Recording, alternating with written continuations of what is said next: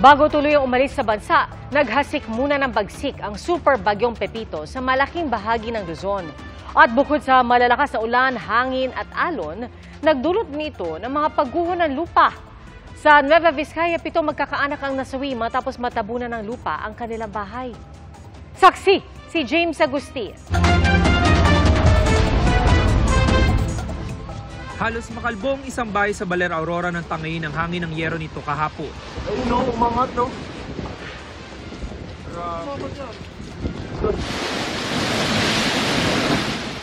Kasabay ng hampas ng hangin ang lakas ng pag-ulan bunsod ng bagyong Pepito.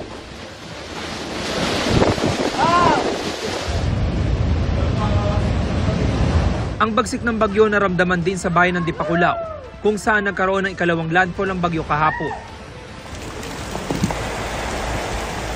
Hinagupit din ng ilang lugar sa Nueva Ecija. Pinagalaw ng hangin ng ride na ito sa isang peryahan sa Bungabon. Pati mga tent sa paligid tinangay. Ramdam naman hanggang gabi ang hampas ng hangin at ulan sa Cabanatuan City. Kaninang umaga may ilang residente ang lumilikas pa rin dahil lubog sa baha ang ilang lugar. Sobrang bilis, konting ikot mo lang, andyan na agad yung tubig.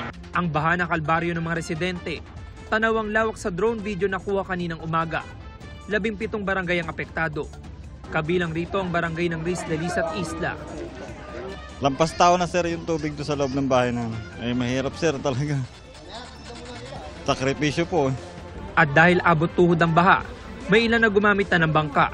Ito po yung bahagi ng tulay na lubog pa rin sa baha dahil doon sa umapaw na sapa. Dito pa lamang po ay abot tuhod na yung taas ng tubig. Pero paglagpas mo rito, lalo-lalo na yung mga papasok doon sa mga looban, mas mataas ang baha. Si Nanay Samira sa bintana ng kanyang bahay idinaan ng mga rescuer. Wala akong magagawa, hindi ako makalabas eh. From upstream po, ang volume ng tubig may ipon po muna 3 to 6 hours para po bumaba yung katubigan po. Sa Nueva Vizcaya, pinadapa ng hangin ng ilang puno. Hindi nakaligtas ang ilang alagang hayop. Dahil sa walang humpay na ulan, nagkaroon ng landslide sa bayan ng Ambagyo. 7 nasawi ng matabunan ng kanilang bahay. Ayon sa PDRMO, isang pamilya ang mga nasawi kabilang ang 8 taong gulang at ilang pang minor de edad. Bigla po kasing rumagasa yung lakas na buhos ng ulan. Nag-desaturated na po kasi yung lupa man. Kaninang madaling araw nagka-landslide rin sa Cannon Road, kaya humambalang sa kalsada ang lupa at mga bato. Kahapon pa sarado sa mga motorista ang Cannon Road, kaya walang nasaktan sa pagguho. Merong ongoing na yung isang ginagawa is tunnel na to totally prevent yung rockfall. May tunnel na nagawa. Meron na actually isa eh. And another is ongoing, the lower portion naman. Halos mag-zero visibility sa Baguio City dahil sa walang humpay na ulan. Bantay sarado ang mga otoridad sa City Camp Lagun sa pangambang umapaw ito. Kaya nagsilika sa mga residente na nakatira malapit dito. Nervyos ako, ma'am. Ano po pinagdasal mo kagabi? Siyempre, hinto na po yung bagyo. Makauwi na kami.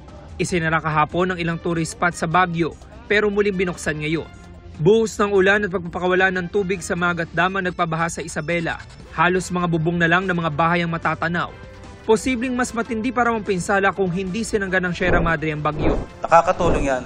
And then, ang isa pang factor nun, sa paghina niya kasi nasa lupa na siya. So, yung moisture na i-enhance ng bagyong si Pepito, unti-unti nababawasan kung ikukumpara natin habang nasa dagat siya.